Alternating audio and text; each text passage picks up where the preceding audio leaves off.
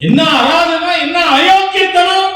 நாட்டினுடைய பிரதமர் பத்தி உன் இஷ்டத்துக்கு போடுவியா? அதனால விகடன் குழுமத்தை நாம ஒத்தரும் 100 வீட்டுக்காவது போகணும், வாங்காதீங்க. அப்போ எங்க வீட்டுல பெரியவங்க சொல்லுவாங்க, இங்க பாரு விகடன் போடு, இன்னொரு பத்திரிகை பேர் வச்சு அது போடாதாங்க. ஏன்னா அதுல சிறுகதையே கொஞ்சம் முன்ன பின்ன, அதை குழந்தைகள் படிக்க கூடாது. ஆனால் அந்த மாதிரி ஒரு தரமான பத்திரிகையாக இருந்த விகடன் பத்திரிகை இன்று தரம் தாழ்ந்து கீழ்த்தரமான பத்திரிகையாக. என்ன அராதனா, என்ன அயோக்கியத்தனம்! நாட்டினுடைய பிரதமர் பத்தி உன் இஷ்டத்துக்கு போடுவியா? இங்க பாருங்க, ட்ரம்ப் நமக்கு வழிகாட்டிட்டாரோன்னு தோணுது, எனக்கு தெரியல. இப்போ என்ன சொல்றாரு, இந்த பர்மால இருந்து ரோஹிங்கியாஸ் எல்லாம் இங்க வந்திருக்கானா? 58 பேரை கேம்புல வச்சுங்கிறான் பைலுக்கு அப்புறம். இப்போ காணும் இந்த வடிவேல் சொன்ன கதைதான் கணத்தை காணும்.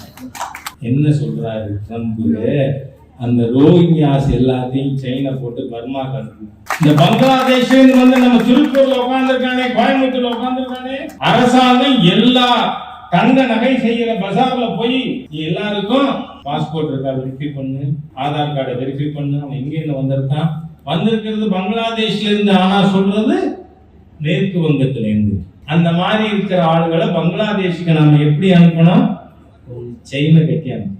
நான் கேட்கிறேன், ஒரு பத்திரிகை குழுமம் என்ன கொழுப்பு இருந்தா, என்ன துணிறு இருந்தா நான் பிரதமர் அப்படி கார்ட்டூன் போடுவேன்?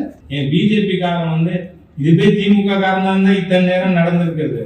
பிஜேபி காரன் நல்லா, பொதுவா ஹிந்துக்கள்னாலே நல்லது தானே. இதுக்கு ஒரே வழி என்ன? மூக்க பிடிச்சா வாயப்புறம், வயிற்றுல அடிச்சா தாண்டா எல்லாம் கேட்பான்.